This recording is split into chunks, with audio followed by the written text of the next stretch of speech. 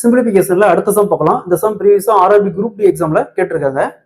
1 minus 99 divided by 2500 is equal to 49 divided by root of x எனில் x இன் மதிப்பு என்னன்னு கேட்டிருக்காங்க. ஸோ இந்த x உடைய வேல்யூ என்னன்னு கேட்டிருக்காங்க. ஸோ இங்க ரூட் இருக்கு, அப்ப ரெண்டு பக்கமும் ஸ்கொயர் பண்ணோமா இந்த ரூட் போயிடும். ஸோ ரெண்டு பக்கமும் ஸ்கொயர் பண்ணோமா இந்த ரூட் போயிடும். ஸோ இந்த ஸ்கொயருக்கு ரூட் அப்படியே போயிடும். மீதி என்ன இருக்கும்? 1 minus 99 divided by 2500. அப்ப 1 into 2500 2500 2500ல 99 போச்சுன்னா 2401 வகுத்தல் கீழே 2500 சீக்வல் டு இங்க 49 இருக்கும். 49 ஸ்கொயர்னு இருக்கும். அப்ப 49 ஸ்கொயர் 2401 வகுத்தல். ஸோ ஸ்கொயருக்கு எப்பயுமே ரூட் போயிடும். அப்ப கீழே எக்ஸ் இருக்கும். ஸோ நெக்ஸ்ட் இந்த 2401க்கு 2401 அப்படியே கேன்சல் ஆயிரும்.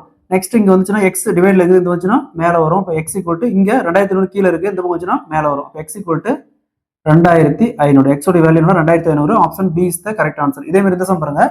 52 வகுத்தல் X equal to root of 169 வகுத்தல் 289 எனில் எக்ஸின் மதிப்பு என்ன கேட்டிருக்காங்க. இதே மாதிரி இந்த சம் சால்வ் பண்ணி ஆன்சரை கமெண்ட்ல போடுங்க.